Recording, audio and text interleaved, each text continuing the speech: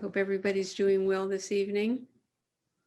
Just taking good care of yourselves. There are a number of us who have received the vaccine, that have started to receive the vaccine, and others who have that to look forward to. As we move into the springtime in the best and healthiest way we can manage all together. So tonight I want to talk about, I'm going to make mention of Huineng, who is the sixth male Zen ancestor. Dharma talks are a wonderful opportunity to introduce any of you who are not familiar with Buddhist lore to some of the figures in our lineage, in our history. It's interesting to look back 1,000 years, 800 years to people whose lives have reference to the same teachings that ours do in our modern circumstances which cause us to stress different things. But we can really appreciate that we are the newest generation in a long, long line of people of the way. And we all belong to the same nose hole society, as Awaken Roshi always used to say. And so here's an ancient member of that society who was part of the lineage that helped bring Dharma to us. As a young man, Huineng was quite poor, extremely poor, and uneducated, illiterate. And his father died when he was quite young, and so he was the sole support of his mother and himself. He made a living as a woodcutter. And so you can imagine what a meager living it was. Well, one day, when he was a young man, he was going about his work delivering wood to a customer. And he heard a traveler passing by reciting the Diamond Sutra, a line from the Diamond Sutra. The line goes, awaken your mind without fixing it anywhere. Awaken your mind without fixing it anywhere. And Huineng's mind opened, which means he recognized the truth of this in his own experience, and felt really bright and clear and confirmed in his own being when he heard this line, awaken your mind without fixing it anywhere. 7 words that express the Zen of Zen.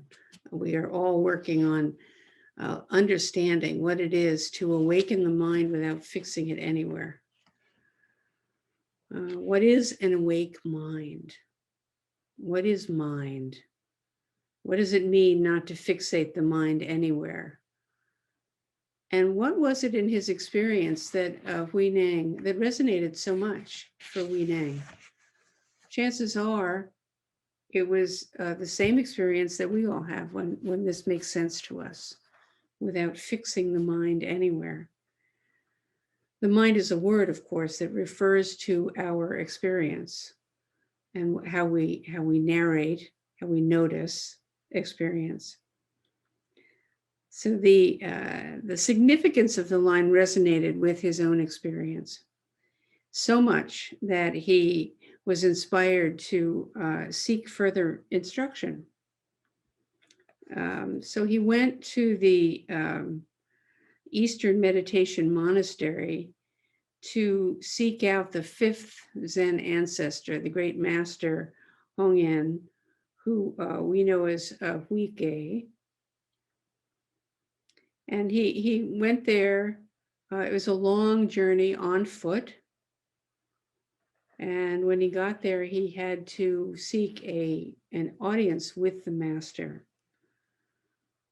And the master wanted to know where he was from and what he wanted. So Huineng said that he was from Point South and he wanted to be a Buddha. And the great master said, well, you're a Southerner and an Aborigine. How can you be a Buddha? The word Aborigine, so this has been translated by many people. This is the Platform Sutra, which is Huineng's sutra on, it's one of the few sutras that originated not with the Buddha, but with Huineng. And he tells the story of his own awakening, and it includes his teachings on an awake life. So there are various translations, and one of them is Aborigine. Another, Red Pine translates this as a jungle rat. You're a Southerner and a jungle rat. How can you be a Buddha? Another, it's also been translated as barbarian. You're a barbarian. How can you possibly be a Buddha? And so that's an interesting line, because here's this great master, and yet he's talking about, in a kind of discriminatory way, how can you possibly aspire? And this is one of the things we can ponder about this is where was the fifth ancestor coming from when he asked this question? He was referring to a cultural view, not the larger view, the cultural view of that limits that we are all subject to in how we experience our life. And so here is this great master who was talking from that viewpoint. Our cultural view really limits our own sense of what the Dharma is and how we can express it. It is the things about which we, whatever we are identified with. And this is an issue in modern American Zen right now, is this cultural view, because we inherit a tradition that is very much, it's very elitist in many ways. And the question is, how do we open it up? So was the Grand Master coming from this limited view? If we're really awake, it is part of what we are awake to is our unconscious biases, that we need to turn our self-inquiry toward recognizing. And we can say unconscious biases are the same as really recognizing karmic view, to which we are very attached. We're all really attached to our karmic view. It is what formed us. It's the soup that we were stirred in.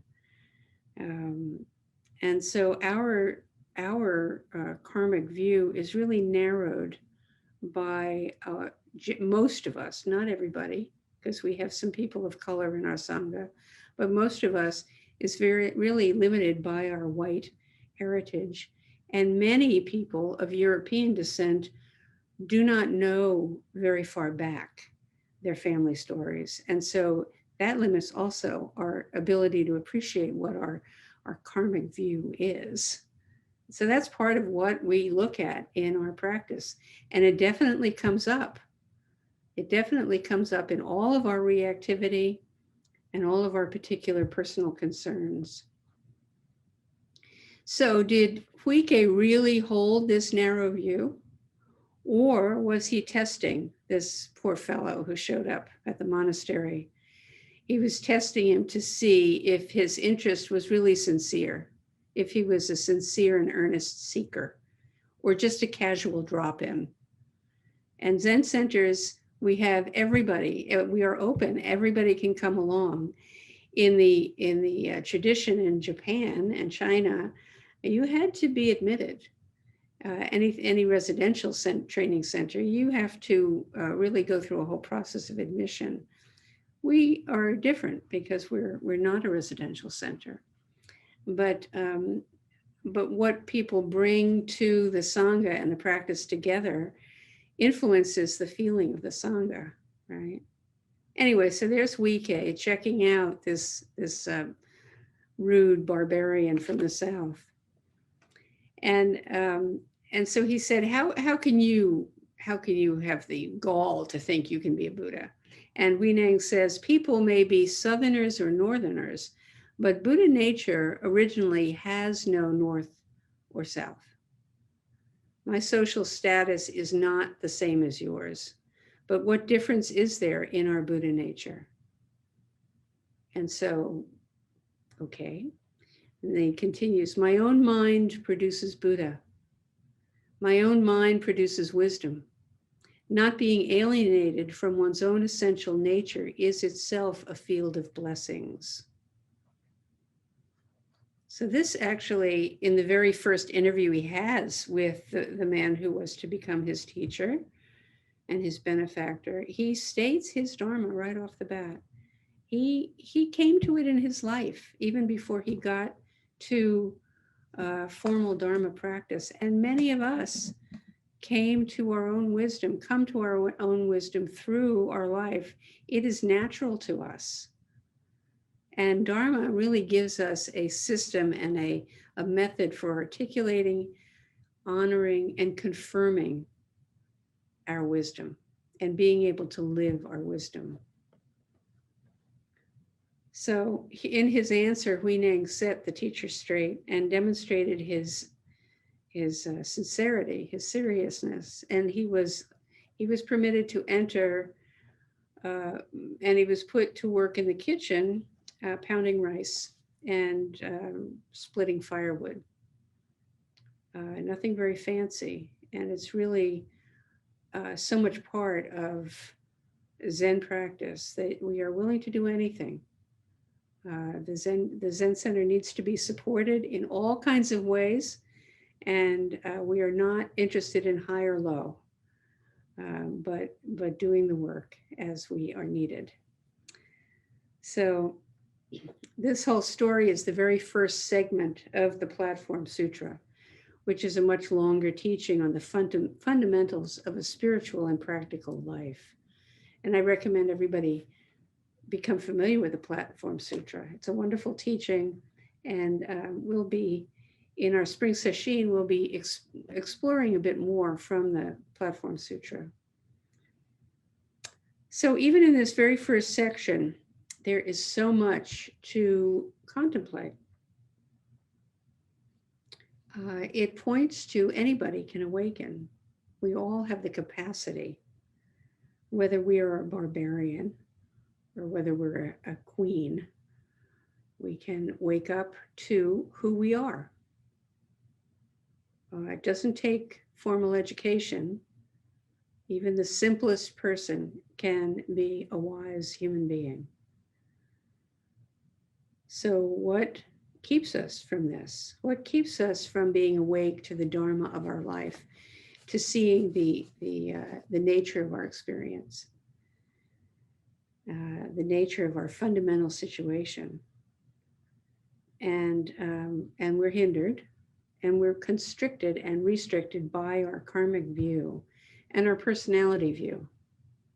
Personality view. That's something that Chosen Roshi used to mention quite a bit. Personality view, how we see things, how we interpret the meanings we make of situations, the meanings we make of comments that other people say, the ways that we express ourselves, what we tend to notice and what we're blind to, what we don't see, what we don't notice. So I'd like to, before I go any further, I'd love to share a poem with you, which I just came across during a seminar I'm taking for my therapy license, continuing ed. This is by Wendell Berry, and the title of it is The Sycamore. In the place that is my own, in the place that is my own place, whose earth I am shaped in and must bear, there is an old tree growing, a great sycamore that is a wondrous healer of itself. Fences have been tied to it, nails driven into it, hacks and whittles cut in it, and the lightning has burned it. There is no year it has flourished in that has not harmed it. There is a hollow in it that is the death, though its living brims whitely at the lip of the darkness and flows outward. Over all its scars has come the seamless white of the bark. It bears the gnarls of its history, healed over. It has risen to a strange perfection in the warp and bending of its long growth. It has gathered all accidents into its purpose. It has become the intention and radiance of its dark fate. It is a fact, sublime, mystical, and unassailable. In all the country, there is no other like it.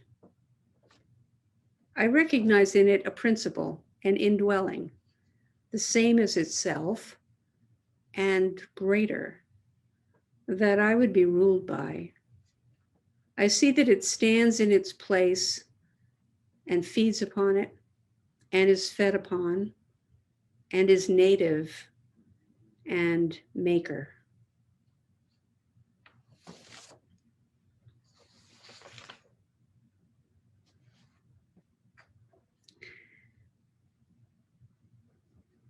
This is such a beautiful statement of a life lived in the Dharma of our own making. We can come to see so clearly how we bear the gnarls of our history and our strange perfection, what we've ended up as. Here we are in the forms that we take, the forms of our body and the forms of our personality and our concerns and our activities and our relationships. Our habits that have grown out of all those nails and whittles and lightning strikes that have burned us, and the joys and the frustrations and the disappointments. We see these so clearly as we go along in practice. These fragments of pain that are part of all of us. And then also, we work with a view of our gnarly past, gnarly dude, our endless twisted karma. So coming to practice, we may be quite struck by the inner critic. This is a view of our personality, of our own personalities and personas, the face we present to the world, what the world sees of us and thinks of us. This is the concern of the inner critic. And this view functions inwardly and outwardly. We both turn the critic against ourselves and against the world. And in fact, this very thing may be what brings us to practice in the first place. Not being able to manage any longer this voice that is just harassing us. That is our misery and our shame. So this isn't true for everyone. Not everybody comes to practice because of severe inner critic, but most of us come across it as we go. But some are much more like Weineng, who simply sees the resonance and recognizes a rich music in the teachings, the notes that are familiar, that are our familiar life. I mean, so often I have the experience of coming across a teaching that is just a yes, exactly. That's exactly what it's like. Huh? I think probably you all have that experience too. So more often though, it's the suffering that brings us, or a sense of emptiness or inauthenticity. If we're mired in harsh self-criticism, we drown in shame. And since in the Zen world, we are practicing the wisdom of no escape, we can't get away from it, as we may have been in the habit of doing through our usual distractions and compensations and addictions. And sometimes our way that we've developed has been to project outwards onto others, our inner critic, feeling them to be critical and judgmental about the me. This feeling of judgment can then also get injected into what we think the Dharma is talking about and telling us to be. Some idea of how we should be, how we should develop, how we should show up. Some idea of perfect. Some idea that I should be some other way than the way that I am. And this is really painful. This is so painful. Even where we go for help, we feel less than. And this leaves us with no peace. We come for peace, and yet we deepen our lack of peace. This isn't an unusual stage of practice for people. But this is also exactly our work, to extricate ourselves and the Dharma teachings from such a critical idea about the self. The self is no simple matter. There's a lot to this experience of self, and we're here to really wise up about it. You know, what goes into self. We free ourselves from personality view through refuge. In waking up to our essential nature, just the way Huineng said, it gives us access to a wider view that is warm and free and wise and all-including. And that wider view is inner and outer. So anything that's been projected, we're also suffering with. And when this opens up, there's such a wonderful relief that can come. Huineng says it to Huike, I want to be a Buddha. Well, of course, the teaching is that we are already Buddha, but we haven't realized it yet. Or what does it mean? What does this mean for me, little old me, Buddha? And what does it mean, and how do I live this?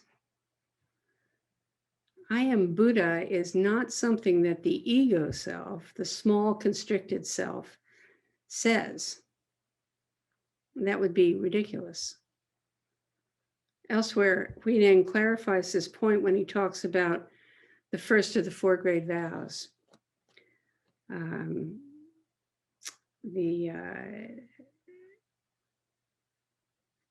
Beings are infinite. I vow to free them.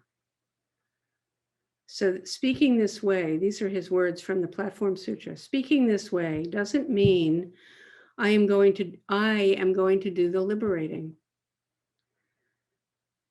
When I'm freeing all beings, I'm not freeing all beings. Good friends, the beings in the mind are delusion, deception, immorality, jealousy, malice states. States of mind like this are all beings. Each of you must liberate yourself through your own essential nature. This is called true liberation. So he's really encouraging us to settle down, quiet down, and look deeply into who we are in this moment. Beings are infinite. I vow to liberate them. In other words, those who have projected, when we've projected our critical mind states onto others and internally, when we wake up to who we truly are, we're released from our projections. Our delusive mind is released from the hold of the suffering view that I am separate and I am insufficient. Because it doesn't have to do with evaluation at all. It has to do with being truly, directly who we are each moment.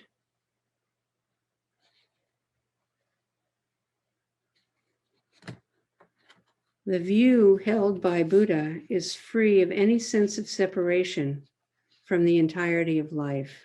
This is Huineng's teaching.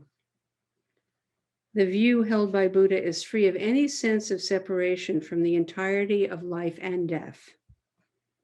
It is the mind of completeness. Huineng says in the Platform Sutra, this material body is an inn, not a refuge.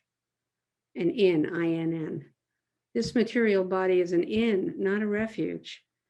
Refuge is also found here, is not separate, is not anywhere else apart from the material body. But do not be mistaken.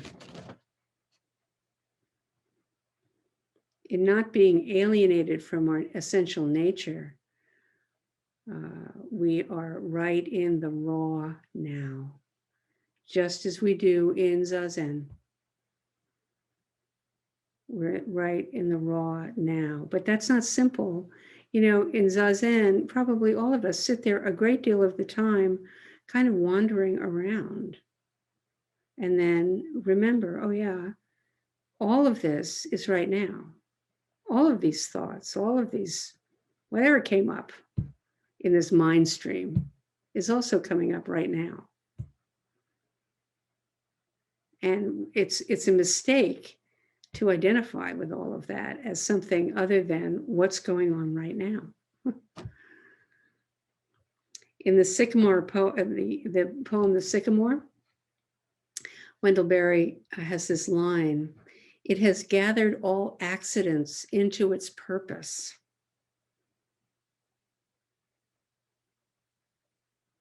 That is the gift of the Dharma. Gathers all accidents into its purpose. Such a lovely line, expressing the vast and mysterious forces of cause and effect that govern our individual lives. Look like accidents, are accidents in a way. This is where our vow comes in and helps us. We vow to awaken, to be present to all the contradictions and the oppositions and the difficulties and the unexpected turns of event, what is out of our own choosing. These are the accidents, and forces us to recognize and reckon with our own tensions and resistances and unhealed histories wholeheartedly.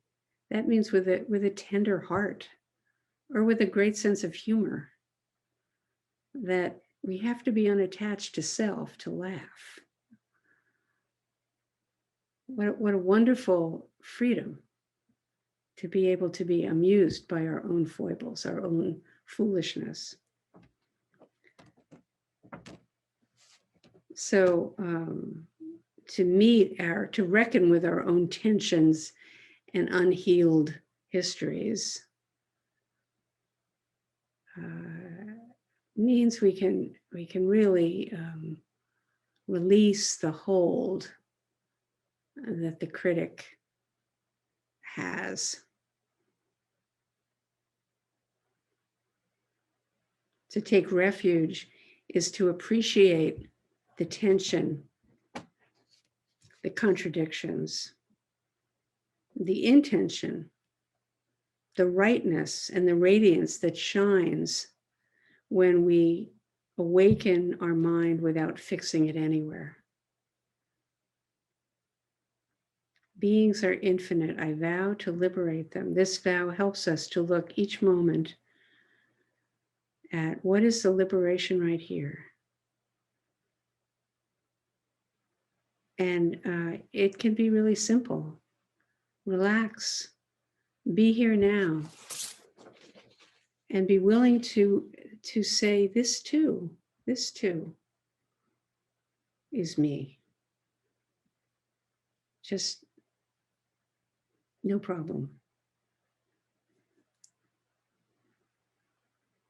So I encourage everyone to take a look at the Platform Sutra. It's so amazing to read something that was written so long ago